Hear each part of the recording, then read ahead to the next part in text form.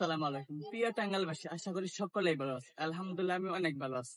আজকে চলে আসলাম টাঙ্গাইলের সৌন্দর্য অন্যতম একটি স্থান, মহেরা জমিদার বাড়ি। আজকে আপনাদেরকে সমস্ত জমিদার বাড়িটি ঘুরে ঘুরে দেখাবো। কালের বিবর্তনে হারিয়ে গেছে জমিদারির প্রথা, কিন্তু রয়ে গেছে জমিদারির স্মৃতি ও স্তম্ভ। আমার পিছনে যে জমিদার বাড়িটি দেখতে পাচ্ছেন, এটি হচ্ছে তারই একটি। এটি হচ্ছে মহেরা জমিদার বাড়ি, বাংলাদেশের সুন্দর একটি গাঠনিক জমিদার বাড়ি। অ্যাকচুয়ালি এই জমিদার বাড়িটি দেখলে বোঝা যায় যে এখানকার জমিদার কতটা প্রভাবশালী ছিল, কারণ এই বাড়ির গঠন এবং নকশা আপনি যদি দেখে থাকেন তাহলে অবশ্যই খুবই খুবই সারপ্রাইজ হবেন যে আপনি এত সুন্দর একটি জমিদার বাড়ির সামনে দাঁড়িয়ে আছেন। এই মহারাজ জমিদার বাড়ি হচ্ছে বাংলাদেশের টাঙ্গাইল জেলার মির্জাপুর উপজেলার কয়েকটি স্থাপনার মধ্যে অন্যতম সেরা একটি স্থাপনা। এই জমিদার বাড়িটি 1890 দশক পূর্বে স্পেনের যে কর্ডোবা নগরী আছে তার আদলে নির্মাণ করা হয়েছে। 1890 দশক পূর্বে কালীচরণ শাহ এবং আনন্দমোহন শাহ নামে দুই ভাই ছিল।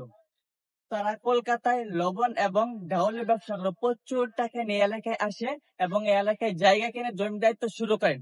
তখনকার যুগে ইংরেজদের কাছ থেকে টাকার বিনিময়ে জমিদারিত্ব কিনে নেওয়া যেত, তাই তার দুই ভাই মিলে প্রচুর টাকার বিনিময়ে জমিদারিত্ব কিনে নেন। এই জমিদার বাড়ির একটি কালো অধ্যায় রয়েছে। 1971 সালে পাক হানাদার বাহিনী এই জমিদার বাড়ি আক্রমণ করেন এবং এই জমিদার বাড়ির কুলবধূ সহ এলাকার 5 জন নিরীহ নাগরিককে জমিদার বাড়ির পিছনে গুলি করে নির্মম ভাবে হত্যা করেন। পরবর্তীতে তারা লৌহজন নদী পাড়ি হয়ে দেশ ত্যাগ করেন।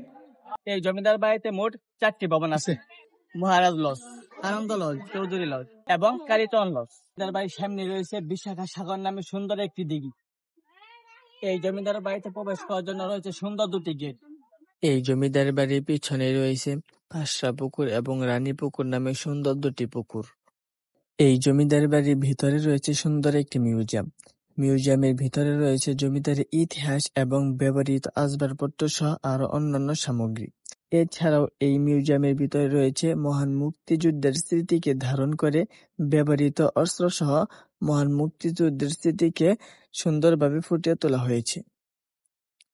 আমরা তো এই জমিদার বাড়ির সম্পর্কে অনেক ইতিহাস জানলাম, চলুন এক নজরে চোখ মেরে পুরো জমিদার বাড়িটি একবার দেখি।